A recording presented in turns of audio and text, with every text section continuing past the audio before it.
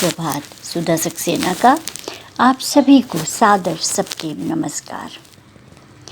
हम सब इस भौतिक संसार में जो कार्य करते हैं वो सब कुछ सृष्टि और हमारे कार्य ये सभी परिवर्तनशील हैं। और जैसा कि आप सब जानते हैं कि कर्म नष्ट हो जाते हैं, लेकिन कर्मों का प्रभाव लंबे समय तक रहता है। जिस प्रकार से किसी कपड़े पर दाग धोते धोते धीरे धीरे ख़त्म होता है, उसी प्रकार से जीवन में हमारे कर्मों का प्रभाव भी होता है। हमें क्या करना है, क्या नहीं करना है, या हम अपने आत्मा की ओर, आत्मा से तात्पर्य है कि सृष्टि के हित की ओर, सृष्टि के विकास की ओर हम कैसे बढ़ें और कैसे सोचें, ये ज़्यादा आवश्यक है। आइए आज इसी जागरण पर हम सब विचार करते हैं।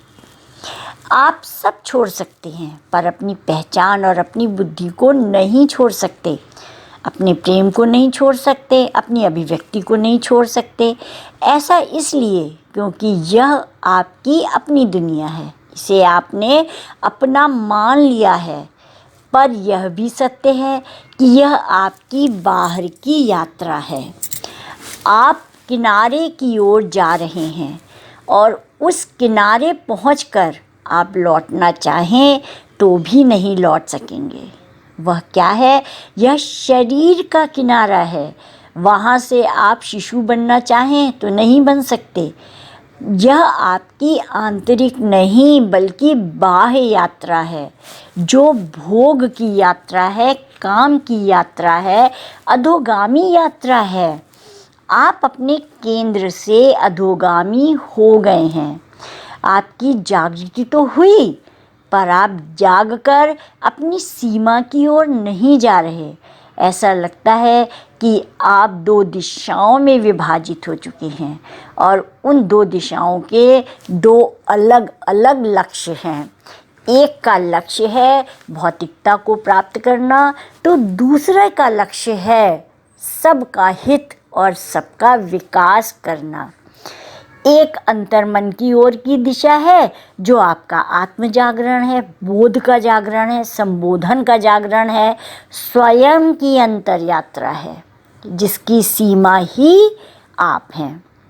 एक बाहर की ओर की दिशा है जहां आप जा रहे हैं, जिसे आपने स्वीकार कर लिया है।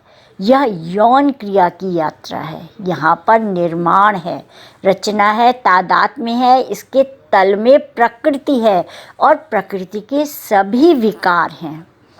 यह भोग की यात्रा है, यह निर्माण की यात्रा है। यह वह किनारा है जहाँ समन्वय है, संबंध है, स्थापना है, संपर्क है, पहचान है।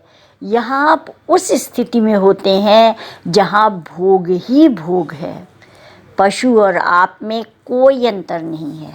इस यात्रा में आपकी प्रवृत्ति पशुवत होती है, पर यह अन्य जीवों की अंतिम यात्रा है।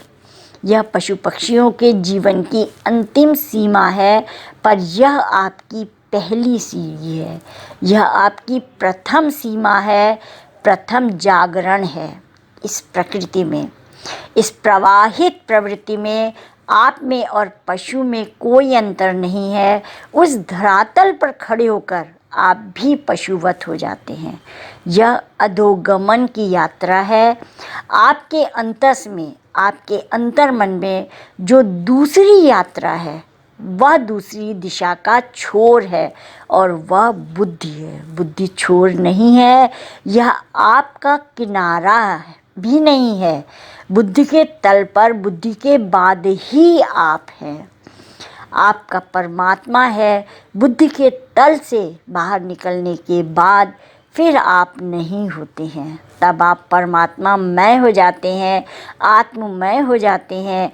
और यही है जागरण जिसका कि अनुभव किया जा सकता है। यहाँ पर पशुवत इसलिए कहा गया कि मानव, पूरी सृष्टि में मानव एक ऐसा जीव है जिसको कि बुद्धि और मन, बुद्धि, अहंकार, चित्त, 4 चीज़ें हैं जिसमें कि बुद्धि सर्वश्रेष्ठ मानव को दी गई है। और बुद्धि के द्वारा, विवेक के द्वारा हम ये समझ सकते हैं कि हमारे लिए क्या उचित है और क्या अनुचित है। ये पशु इत्यादि अन्य जीवों को नहीं दी गई है। इसलिए कहा गया है कि जागरण क्या है, उस बुद्धि का उपयोग करके उसके आगे जाना। हम क्यों आए हैं, हमें क्या करना है और उस आनंद को हम कैसे प्राप्त कर सकते हैं, यही जागरण है। गीता में भी कर्म योग, ज्ञान योग, भक्ति योग, इन सब का अंतिम लक्ष्य अपनी ओर जाना ही है, स्वयं की ओर उन्मुख होना है। और स्वयं की ओर उन्मुख होना, स्वयं तक पहुंचना ही परमात्मा की प्राप्ति है। और जब हम उस परमात्मा को प्राप्त कर लेते हैं तब हमारे लिए सुख दुख, भौतिक संसार के सुख दुख कोई भी माने नहीं रखते हैं। तो आज इतना ही, धन्यवाद।